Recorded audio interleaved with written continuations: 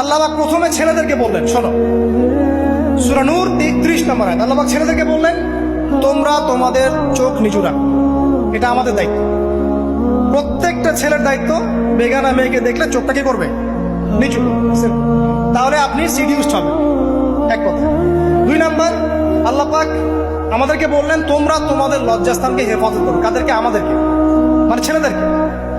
প্রথমে আল্লাহ পাক ছেলেদেরকে বললেন চোখ নিচু করে রাখো, লজ্জাস্থানে হেফাজত করো, ঠিক আছে। সূরা বানী ইসরাঈল আল্লাহ পাক বললেন, জিনার ধারের কাছেও যেও না, ধারের কাছেও যেও। আল্লাহ পাক আরো বললেন, যদি কেউ জিনা করে ফেলে সূরা নূরে, তাহলে তাকে 100টা বেত্রাঘাত করতে হবে। কয়টা? 100টা, এবং 1 বছরের জন্য তাকে বহিষ্কার করতে হবে। আল্লাহ পাক শাস্তিও দিলেন, শুধু তাত্ত্বিক বিধান দেন নাই, শাস্তিও দিয়েছেন। কারণ শুধু তাত্ত্বিক বিধান দিয়ে হবে? আমি যদি ওয়াজ করে বেড়াই, ভাই মদ খায় না, মদ খায় না, কোনো শাস্তি না অ্যাপ্লাই করি, তাহলে কি মদ ছাড়বে মানুষ? আমরা যদি বলি হত্যা করা মহাপাপ, মহাপাপ, দুর্নীতি করা মহাপাপ, মানুষ দুর্নীতি ছাড়বে? ছাড়বে না, যতক্ষণ না শাস্তি নিশ্চিত করা যাচ্ছে। আল্লাহ পাক তাত্ত্বিক কথা শুধু বললেন না, শাস্তিও নিশ্চিত করলেন।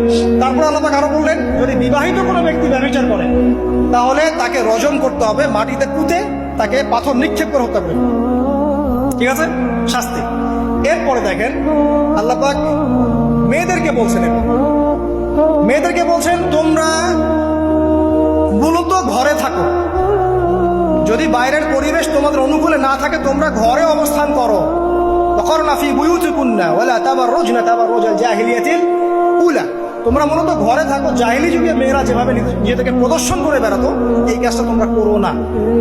যদি করো তাহলে সমাজে বেহায়াপনা, ফাহিশা বেড়ে যাবে, তোমরা নিজেরাই ক্ষতিগ্রস্ত হবে, যেটা ওরা হচ্ছে এখন।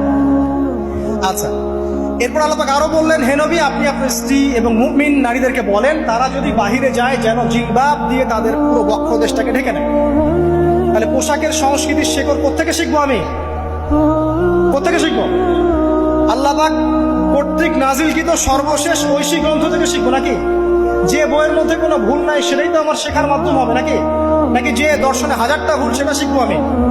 আল্লাহ পাক এখানে বলছেন, মুমিন নারীদেরকে বলো, বাইরে গেলে পরে তারা যেন জিলবাব দিয়ে, কাপড় দিয়ে সুন্দর করে বক্ষদেশ এবং ঢেকে রাখে। বোরখার কথা এখানে নাই শব্দে, ঠিক আছে, ঢেকে রাখা ঢিলে ঢালা পোশাকের কথা এসেছে। আচ্ছা আসেন, আল্লাহ পাক আরো বললেন যে তোমরা অমুক অমুক অমুক অমুক, যেমন আপনার বাবা, আপনার ভাই, আপনার এই যে সন্তান, এই যে মাহারাম যারা আছে, এদের সামনে ছাড়া অন্যদের সামনে যখনই যাবে তোমরা কিন্তু হিজাব অবলম্বন। আল্লাহ পাক হিজাবের বিধান দিলেন, চক্ষু নিচু করতে বললেন, লজ্জাস্থানের হেফাজত করতে বললেন, এবং যদি এর পরেও কেউ ভুল করে ফেলে তাহলে আল্লাহ পাক শাস্তির কথা বললেন। আল্লাহ পাকের সিস্টেমটা সুন্দর হলো না? এই সিস্টেমটা